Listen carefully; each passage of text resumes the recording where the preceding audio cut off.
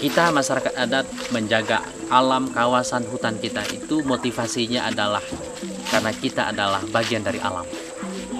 Menjaga alam semesta itu memang hidup kita, gaya hidup kita. Inti dari kehidupan adalah alam itu sendiri.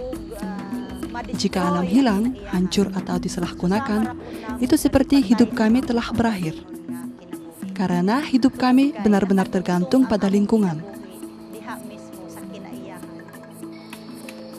Saat kita memanfaatkan hutan, niat kita tidak untuk menghancurkan, tetapi memanfaatkan dan memelihara hutan.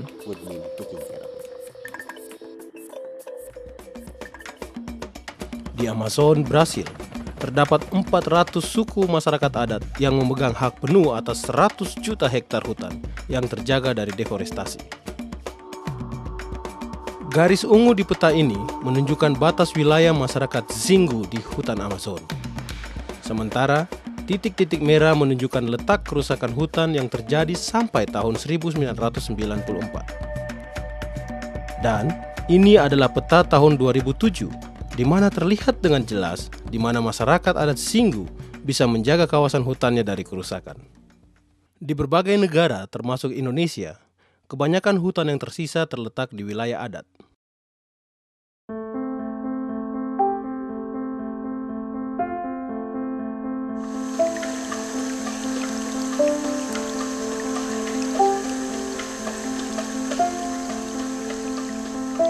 Indonesia memiliki hutan tropis terbesar ketiga di dunia.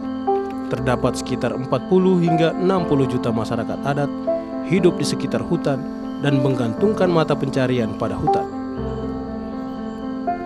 Saat ini, banyak pihak tertarik mengelola hutan tanpa menebang kayunya. Model baru pemanfaatan lahan ini terfokus pada pohon yang tidak ditebang karena kemampuan pohon tersebut untuk menyerap dan menyimpan karbon. Film ini bertujuan agar masyarakat adat dapat mengerti isu tentang karbon di hutan, utamanya tentang REDD atau RED. RED adalah mekanisme yang menempatkan nilai uang pada karbon hutan untuk mengurangi deforestasi. Kenapa karbon tiba-tiba bernilai? Siapa yang mendapatkan keuntungan dari proyek baru tersebut? Dan apa dampaknya terhadap masyarakat adat yang tinggal di hutan? Di film ini, kita akan mendengarkan cerita dari masyarakat yang tinggal di tempat di mana proyek RED sedang direncanakan. Di samping itu, kita juga akan mendengarkan pemerintah, pengusaha, ilmuwan, dan para ahli tentang hak-hak masyarakat dan lingkungan. Pengurangan emisi karbon dari kerusakan hutan. RED adalah hal baru bagi semua orang. Emisi karbon dari kerusakan hutan. Masyarakat kita ini kebanyakannya tidak mengerti masalah RED itu, nggak mengerti sama sekali. Kalau kita bilang RED, apa RED? Yang artinya adalah mengurangi emisi gas rumah kaca dari deforestasi dan degradasi hutan. Deforestasi itu adalah perubahan hutan menjadi non-hutan, sedangkan degradasi itu adalah perubahan kualitas daripada tutupan hutan. Mengapa menjaga hutan dan karbon hutan menjadi sangat penting sekarang? Tiap wilayah hutan yang luas tidak hanya berdampak pada lingkungan lokal, tetapi juga berdampak pada sistem distribusi air, udara, dan energi dunia. Inilah mengapa hutan menjadi sangat penting ketika kita membicarakan perubahan iklim.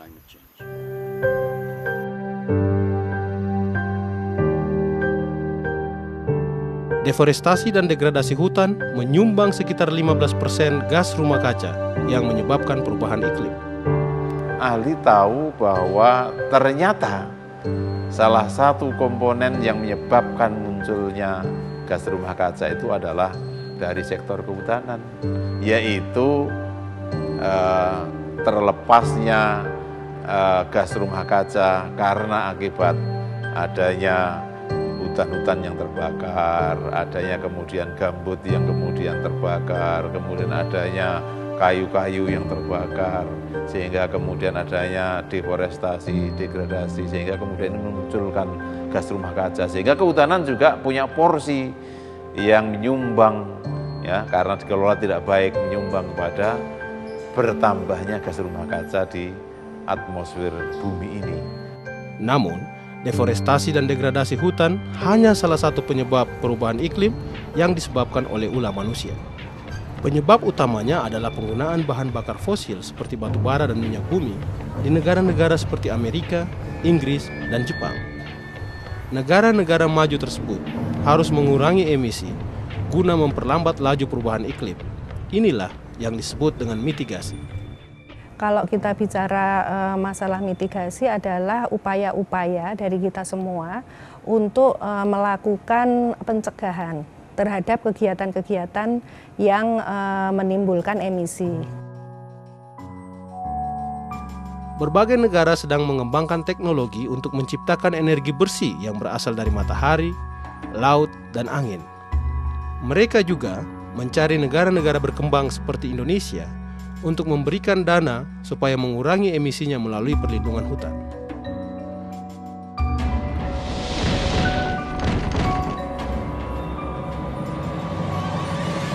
Untuk menghentikan dampak terburuk perubahan iklim, negara-negara industri harus mengurangi 80% emisi mereka pada tahun 2050. Hal ini membutuhkan perubahan besar terkait dengan bagaimana energi diproduksi dan digunakan, seperti mengganti penggunaan energi dari bahan fosil ke energi yang bersumber dari angin dan matahari. Walaupun investasi yang dibutuhkan untuk itu sangatlah besar. Deforestasi dan degradasi hutan merupakan salah satu penyebab meningkatnya emisi gas rumah kaca. Beberapa kalangan menganggap bahwa membayar negara lain untuk mengurangi deforestasi merupakan cara yang lebih mudah untuk mengurangi emisi global. Gagasan inilah yang dikenal sebagai REDD. Dengan REDD, negara-negara dan pengusaha kaya mendanai negara-negara berkembang di daerah tropis untuk membantu mereka mengurangi deforestasi. REDD menjanjikan pengurangan emisi gas rumah kaca, pengurangan kerusakan hutan, dan menyediakan pendapatan alternatif bagi pemerintah, perusahaan, dan masyarakat. Kalau dikatakan solusi buat perubahan iklim, saya pikir kalau semangatnya adalah hutan terjaga, kemudian reduksi karbon itu berjalan, itu mungkin iya. Kita bisa melakukan suatu bisnis yang bisa lestari. Dalam hal ini kita melindungi hutan dan kita dibayar. Saya lihat ada peluang dalam jangka panjang bahwa REDD ini bisa menjadi bagian daripada cara kita memanfaatkan hutan lestari Indonesia. Nah, pemerintah mungkin tidak mengatakan secara eksplisit atau secara langsung, tetapi dalam berbagai proposal mereka secara jelas di situ dikatakan bahwa isu ini menjadi penting bukan hanya karena mengatasi deforestasi, tapi juga sumber pendapatan baru. Salah satu alasan masyarakat tertarik pada REDD karena mereka berharap REDD dapat menjadi sumber mata pencarian baru buat mereka. Perubahan iklim adalah masalah global, dan kami dapat membantu dengan melindungi hutan kami. Tapi kami juga merasa bahwa dengan usaha kami untuk melindungi hutan, kami seharusnya mendapatkan pembayaran dari industri yang menghasilkan gas rumah kaca skala besar.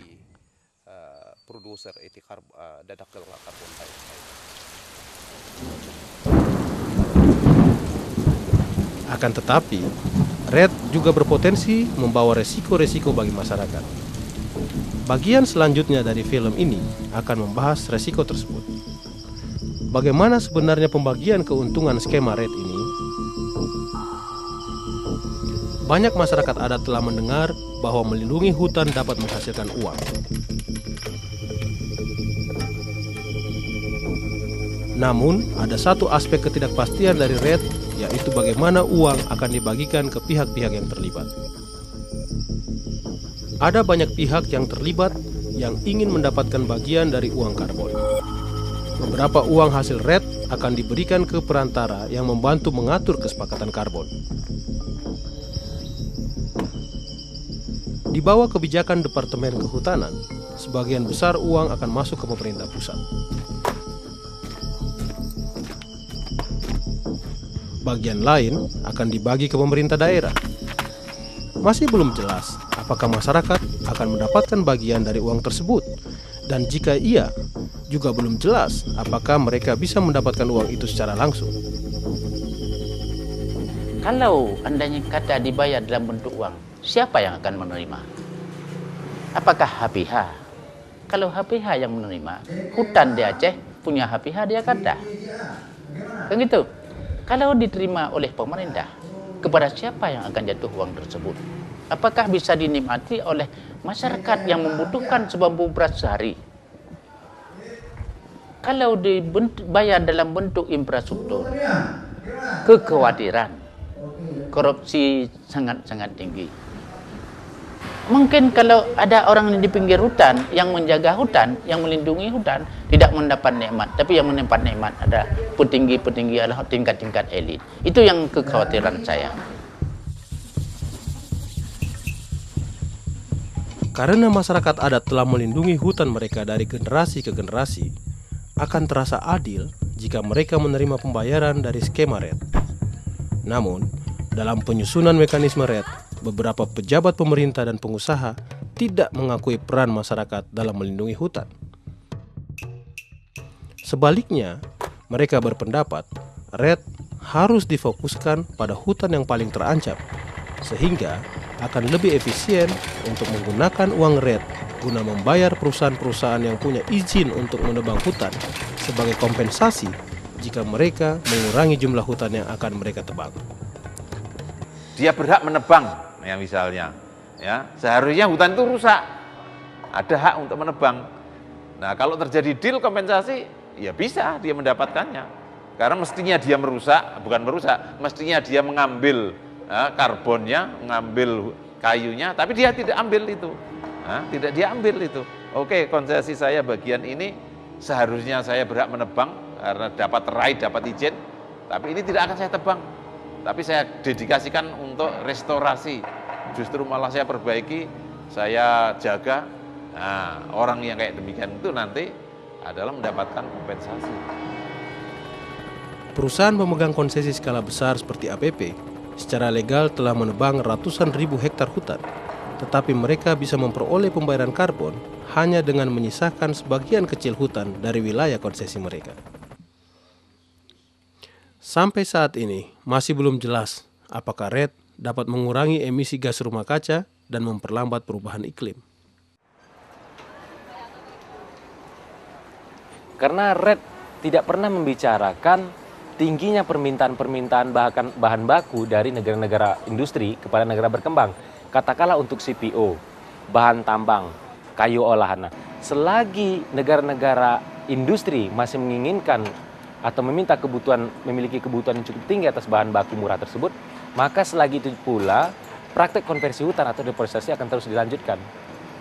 Anda boleh kemudian bicara skema perubahan iklim, mengatasi perubahan iklim, tapi investasi yang merusak itu terus masuk. Bagaimana bisa terjadi perubahan?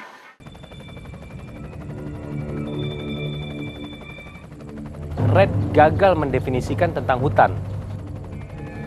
Di dalam negosiasi RET, plantation atau perkebunan skala besar itu masuk dianggap hutan, sementara perkebunan skala besar lah selama ini yang menjadi aktor terbesar pengerusakan hutan.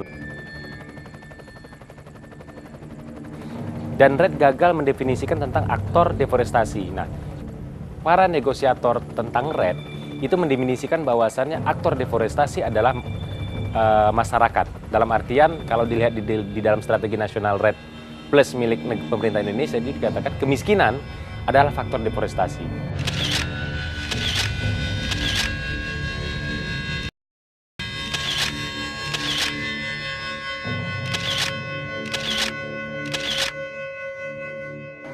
Namun, penelitian di Indonesia dan internasional menunjukkan bahwa aktor utama penyebab deforestasi adalah perusahaan pemegang konsesi kayu skala besar dan perkebunan komersil. Ada sekitar 40 juta hektar perkebunan skala besar yang akan dikembangkan di Indonesia dalam 15 tahun ke depan. 70% dari lahan Indonesia berada di kawasan hutan negara yang masih terkontrol oleh Kementerian Kehutanan. Sementara ini, pemerintah pusat masih memiliki kewenangan untuk memutuskan pemanfaatan lahan dan memberikan izin operasi di wilayah tersebut. Kebanyakan wilayah adat berada di wilayah yang sama. Resiko RET untuk masyarakat pertama-tama itu adalah soal hak masyarakat di sekitar atau di dalam kawasan hutan. Karena RET selama ini itu cenderung dibahas sebagai instrumen hukum yang sifatnya formal, maka kemungkinan besar dia akan mengakui hanya hak yang secara formal diakui oleh hukum negara. Dan sampai sekarang masyarakat yang memegang hak secara resmi dari negara itu sangat sedikit. Artinya, tanpa ada pengakuan atas hak-hak masyarakat adat, status hukum proyek RET akan berada di bawah konsesi perusahaan atau skema pemerintah. Dengan kondisi skema RET seperti ini, masyarakat adat sangat mungkin menanggung resiko kehilangan akses ke lahan yang sudah mereka gunakan dari generasi ke generasi. Kami ingin tahu itulah Pak, apakah setelah RET itu dilakukan, apakah masyarakat bisa masuk ke hutan lagi ataupun tidak? Itu yang kami ingin tahu Pak. Nah, sebelum itu kan nggak tahu bagaimana ya ceritanya nanti. Kalau udah misalnya ada akses masyarakat bisa masuk ke hutan atau bisa buka kebun itu bagaimana, itu yang perlu kita tahu dulu Pak. Sehingga ada kekhawatiran masyarakat adat tidak bisa bahkan masuk ke wilayah itu, ke dalam hutan. Nah, untuk perempuan adat khususnya pasti akan menyulitkan, karena selama ini yang sangat erat hubungannya dengan perempuan adat itu hutan. Mereka pergi ke hutan untuk mengambil air, mereka pergi ke hutan untuk mengambil obat-obatan, mereka pergi ke hutan untuk mengambil sayur-sayuran. Sebatang kayu pun, sebatang rotan pun belum tentu bisa kita ambil. Mungkin hutan itu sudah lestari, sudah baik hutan. Tapi apa arti baik? Kita tidak bisa memanfaat. Selama ini, kebanyakan kebijakan konservasi telah membuat masyarakat adat kehilangan akses atas hutan mereka. Terus dengan adanya plang-plang yang berisi pelarangan-pelarangan gitu kan, dari Taman Nasional, kami merasa kaget, khawatir ya dengan adanya plang-plang tersebut gitu. Karena masyarakat di sekitar hutan di sini, masa kita ngambil kayu bakar juga dianggap illegal logging kan gitu. Nah, itu yang terjadi gitu. Masa kita menggarap lahan yang sudah turun-temurun dari nenek moyang kita udah puluhan tahun dianggap perambahan. Nah, ini yang terjadi gitu. Beberapa masyarakat itu telah diproses secara hukum hanya akibat dari perambahan yang dikatakan oleh Taman Nasional itu melanggar. Sementara yang dilakukan oleh masyarakat itu adalah areal perkebunan yang sudah memang sejak nenek moyang kami itu sudah diperuntukkan untuk wilayah pemanfaatan orang banyak. Orang dilarang masuk ke kawasan hutan dalam era konservasi sebelumnya agar hutannya tetap terjaga. Tetapi dalam era yang sekarang, agar karbonnya tetap terjaga, maka orang dilarang dan ada keuntungannya, ada manfaat yang diperoleh oleh pemerintah. Jadi mungkin alat kebijakannya itu akan lebih keras dari sebelumnya. Karena ini ada ujung-ujungnya soal uang. Di Uganda, Afrika, ada sebuah contoh tentang resiko proyek konservasi karbon di mana terdapat 3 juta pohon yang ditanam oleh perusahaan Belanda. Saya sedang melewati hutan Belanda.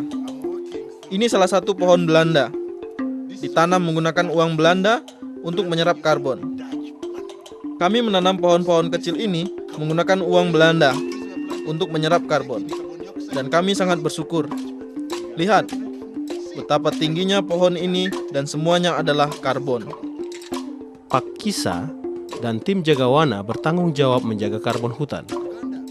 Pemerintah Uganda memiliki sebidang lahan yang dulunya hutan dan membutuhkan rehabilitasi. Namun kami tidak bisa menanam pohon. Belanda berkata, "Baiklah, kami dapat membantu dengan membuat perusahaan patungan. Kami akan membantu pendanaan untuk menanam pohon, tapi syaratnya hutan tersebut harus terjaga selama 99 tahun, sehingga dapat menyerap karbon dioksida." Kontrak ditandatangani antara perusahaan Belanda dan pemerintah Uganda. Perusahaan Belanda setuju mendanai penanaman pohon dan pengelolaannya selama 5 tahun pertama. Pemerintah Uganda berhak memiliki pohon-pohonnya dan perusahaan Belanda memiliki karbon yang tersimpan dalam pohon. Tujuan utama FACE tidaklah menguntungkan orang Uganda. Tujuan kami adalah menanam pohon untuk mengurangi tingkat gas rumah kaca di udara. Kebetulan ditanam oleh masyarakat lokal sehingga menciptakan lapangan kerja bagi mereka. Namun, uang yang dihasilkan dari kredit karbon tidak berarti akan kembali ke Uganda. Itu bukan tujuan perusahaan kami. Masyarakat adat di wilayah tersebut adalah suku Bagisu yang telah hidup di Gunung Elgon sejak abad ke-14. Mereka digusur dari tanah mereka pada tahun 1992 untuk memudahkan proyek penyerapan karbon. Sebelum tahun 90-an, kami telah hidup dengan damai. Namun pada tahun 92, kami ketakutan mendengar bahwa kelompok tertentu telah menyerobot tanah ini. Kami, masyarakat lokal, tidak memiliki pilihan karena orang-orang yang bersenjata itu datang. Mereka mengusir kami dari tanah kami dan menanami pohon. Pohon-pohon kopi dan pisang saya ditebang. Sekarang pohon-pohon baru ditanam. Saya tak memiliki apa-apa lagi dan harus pergi dari sini. Saya tak bisa mempertahankan diri dari orang-orang yang bersenjata itu. Apakah mereka membantu Anda misalnya dengan mencari pekerjaan baru? Itu tidak pernah terjadi. Proyek ini menyebabkan konflik berkepanjangan antara masyarakat adat dan pemerintah lokal. Orang Bagisu marah dan menuntut pengembalian tanah mereka ke pengadilan. Namun penanganan kasus ini berlarut-larut. Sementara ini, mereka kembali ke lahan garapan mereka, tempat di mana perusahaan menanam pohon. Mereka menebang kayu-kayu tersebut dan menanam tanaman pertanian lagi. Dengan proyek RED di Indonesia, mungkin saja muncul konflik-konflik baru yang akan menambah jumlah lebih dari 7.000 permasalahan tanah yang sudah tercatat oleh Badan Pertanahan Nasional. Menurut saya, ketika RED tetap dipaksakan untuk dilaksanakan, maka risiko terbesar adalah konflik. Akan meningkatnya konflik lahan. Karena masyarakat pasti akan diusir atau dikeluarkan dari wilayah tersebut. Risiko kriminalisasi masyarakat adat dalam seluruh pelaksanaan RED benar-benar ada. Karena ide menyimpan karbon di dalam hutan diartikan dengan larangan menebang kayu atau mengambil selembar daun.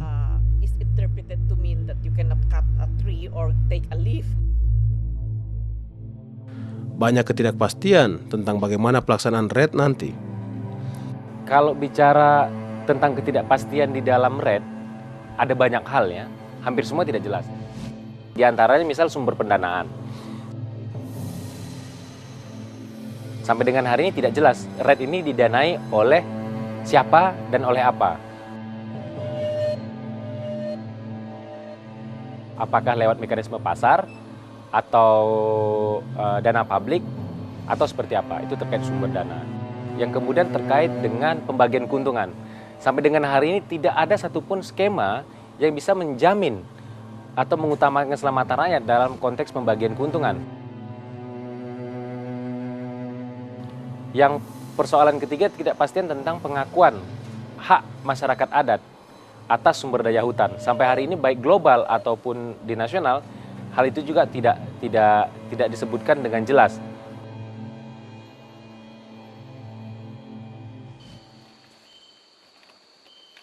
Hal yang pasti adalah sudah puluhan proyek RED mulai dilaksanakan di seluruh Indonesia. Saat ini, wilayah-wilayah adat kita, hutan-hutan adat kita itu seperti pasar yang dibuka untuk umum. Sekarang ini, pedagangnya sudah berdiri di depan pintu rumah kita, mengetuk dan bilang, saya mau beli barang yang ada di rumahmu. Mau tidak mau, masyarakat yang wilayahnya direncanakan menjadi percontohan RED harus bersiap diri. Mereka harus terorganisir dengan baik. Jadi kalau tidak terorganisir, bagaimana mereka boleh berunding? Dan bagaimana mereka boleh memposisikan diri? Jadi ada prasyarat di kampung sendiri. Kita harus kompak, harus kuat, harus mengerti isunya dan harus mempersiapkan diri sebelum kita melakukan negosiasi atau sebelum kita deal dengan semua proyek yang masuk di wilayah kita ini. Sangat penting untuk masyarakat adat menuntut hak-hak mereka atas FPIC atau FPIC yang dalam bahasa Indonesia diartikan persetujuan bebas didahulukan dan diinformasikan. FPIC juga berarti masyarakat adat memiliki hak untuk memetahkan wilayahnya dan aset-asetnya. Di kampung mereka sendiri, mereka harus sudah mulai memetakan bahwa hutan, pohon maupun karbonnya itu adalah hak mereka. Kalau belum selesai batas wilayah, REDD tunggu dulu. Masyarakat memiliki hak-hak memilih wakil mereka di dalam setiap negosiasi yang ada. Dengan FPIC, masyarakat juga memiliki hak untuk mendapatkan informasi penuh mengenai proyek RED dari pemerintah, perusahaan, dan pihak-pihak lain. Oleh sebab itu, penting sekali di dalam komunitas-komunitas masyarakat adat, pemerintah memberikan informasi yang benar, yang baik dan benar, artinya terbuka, baik dampak maupun keuntungan dari suatu proyek, memberikan informasi yang seluas-luasnya kepada komunitas. Masyarakat juga memiliki hak terlibat dalam rancangan, pelaksanaan, dan pengawasan proyek RED di daerah mereka. Dalam perencanaannya kita diwajibkan melibatkan masyarakat adat. Dari sejak perencanaan, pengambilan hasil, pemanfaatan hasil, dan pengawasan. Jadi kesemua lini itu masyarakat adat perlu dilibatkan. Mereka punya hak terlibat dalam pembuatan kebijakan RED atau meminta bantuan dari pihak lain untuk melakukan hal tersebut. Dalam hal ini berhadapan dengan pemerintah maupun investor RED, masyarakat harus, saya kira, mengambil posisi yang tegas berkaitan dengan haknya. Dan itu bisa antara lain dengan langsung menegosiasikan hak itu dalam proses perumusan kebijakan yang ada. Apapun alasannya, apapun kebijaksanaannya, ya, harus membuat undang-undang, peraturan yang pro juga dengan masyarakat adat. Bukan berarti membuat undang-undang atau peraturan itu hanya pro dengan penguasa, pro dengan negara kaya, pro dengan orang yang bermodal. Jadi itu mohon bagi para parlemen internasional maupun nasional, harus diakui keberadaan hak-hak masyarakat adat. Di atas semua itu, FPIC memberi masyarakat hak untuk memutuskan apakah mereka menolak atau menerima proyek RED di wilayah mereka. Ada hak masyarakat untuk mengatakan ya atau tidak. Di situ nanti masyarakat akan bisa menganalisakan apakah ini program perusahaan wajib diterima atau ditolak. Itu merupakan suatu wadah di mana mereka bisa menerima dan menolak REDD. Itu terserah masyarakat itu tersendiri. Meski banyak ketidakjelasan tentang RED, yang jelas RED telah menarik perhatian berbagai pihak ke isu hutan dan hak-hak masyarakat adat. Belum ada momen yang membuat isu tentang hak masyarakat adat ini menjadi begitu kuat. Nah, isu tentang RED ini menjadi momentum yang sangat bagus untuk kita, terutama di Indonesia, untuk bicara tentang kedaulatan masyarakat adat atas wilayahnya dan hak-hak masyarakat adat atas wilayah dan hutannya. Jadi kalau pengakuan terhadap hak-hak masyarakat adat itu tidak ada, mungkin saya rasa REDD itu tidak bisa jalan. Karena apapun juga nanti tetap akan menuai protes, menuai konflik. Nah, jadi sebelum kita melakukan hal-hal tentang REDD, sepatutnya kita harus melakukan pengakuan dulu terhadap hak masyarakat adat.